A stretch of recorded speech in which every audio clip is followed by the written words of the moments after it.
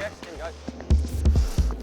Well, it's been a long time coming, but the Interceptor floats are now back in stock. We had loads of people asking over the last year or so, where have they gone? And basically, they've had a big revamp, so they're similar, but they've changed. And they arrived last Friday. So me and Daryl have come out for the day, just to have a go of them, basically. We've been feeding mixers for about an hour. More and more fish have started taking. And I've got one on.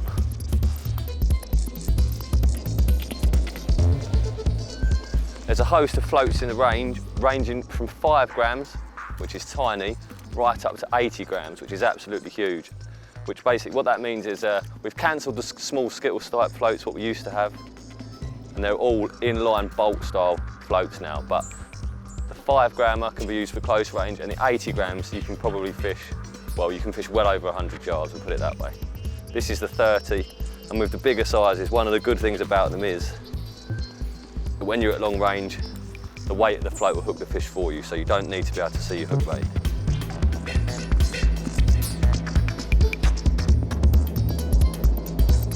Come on, first one of the day in the net, please. Come on. Lovely jubbly.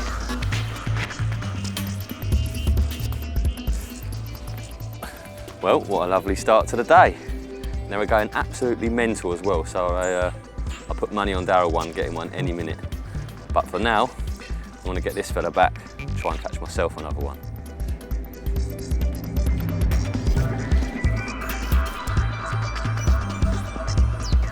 Well, I'm into one, using the Interceptor floats just like Elliot.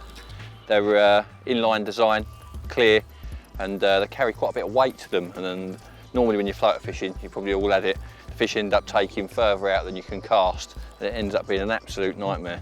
Well, these, you can cast these out there 100 yards with inline on there. They go absolutely miles. And because they're quite big and quite bulky, if you fish a short hook link like I am, then when it takes, hopefully you won't have to strike, you know, it'll feel the weight of the float, hook itself, and like this one, the line just shot tight, and I'm into one.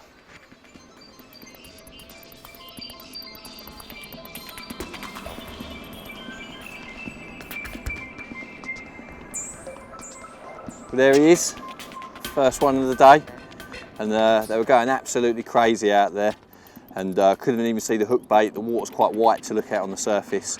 If you've got a short hook link, there's enough mass there to hook themselves, and that's exactly what happened with this. The line shot tight, and I was into him. I'm going to get him back, because Elliot's into another one already, and yeah, I want to get some more of these beautiful layer commons. Well, we've been wading through a few fish in the hope we might get a bigger one or a mirror. And I'm delighted to say this is a mirror, and it's an absolute pearler.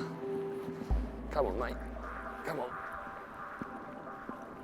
Ah, oh, yes. Buzzing with that, genuinely buzzing. How about that for an awesome little creature then?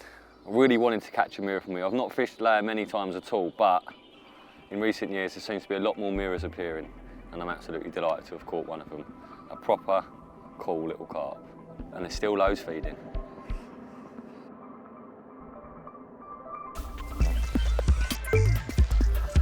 Oh, hello.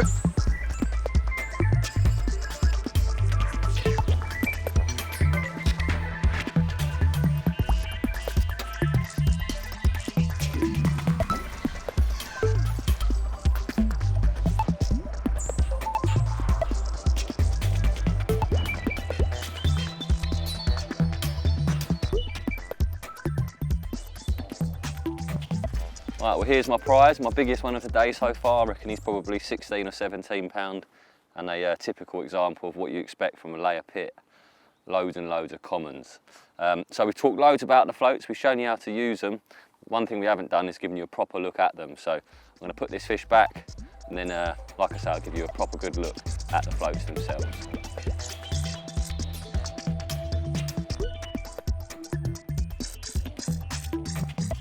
Right, so here it is. This is one of the Interceptor floats, one of many in the range. And basically the idea with these has been to cancel out the small skittle type floats we used to do, replace the old Interceptor, which looked very similar to this, and basically just produce a range of missile style floats. So You'll see here from the shape of the body, it's very streamlined, weight heavy at the front, so it's going to cast not only far but straight at the same time. The stem off the back is there simply to stop tangles. So between the 5 gram all the way up to the 80 gram, there'll be one in the range that will enable you to fish whatever distance whatever distance you desire. So if it's close range, you can use the 5. If it's right out in the lake, you can use the 80 gram and the 50 gram, and the 30 and the 15 are perfect for anything sort of in between. So whatever it is you need, there will be a float there. They're white in colour. Now, white is much easier to see over a flat lake surface. So when there's a ripple on, you want to be putting oil and stuff into your mix so the lake flattens off and the floats become much easier to spot. And also they're white because anything that swims on water, you'll notice they've always got a white underside, and that is simply to blend in with the sky. So not only do they have great functionality in the way that they work, but they're designed to be inconspicuous and hard for the carp to spook from as well, which is really important when you're floater fishing because you need to do everything you can not to spook the carp. So the floats are an inline style float, so you simply thread your line through the stem, out the other end, and then attach your swivel. And they come with a quick change swivel in the pack, so that enables you to loop the swivel and change your floats as and when you'd like to. I'm not using that quick change swivel, I've just got a normal size 11 in there because I'm fishing pretty much the same range all day, and I know this float will cover all those ranges. So the other thing about them being inline, what that means is if you do get cut off, the unfortunate breakages we do tend to get every now and then, the fish isn't going to be left trailing the float because the swivel will pop straight out the bottom end. So not only do they work really well, but they're nice and safe as well. We've put loads on them today. I've had a great day, and I'm sure if you go out, give these a go yourselves, you'll do just that.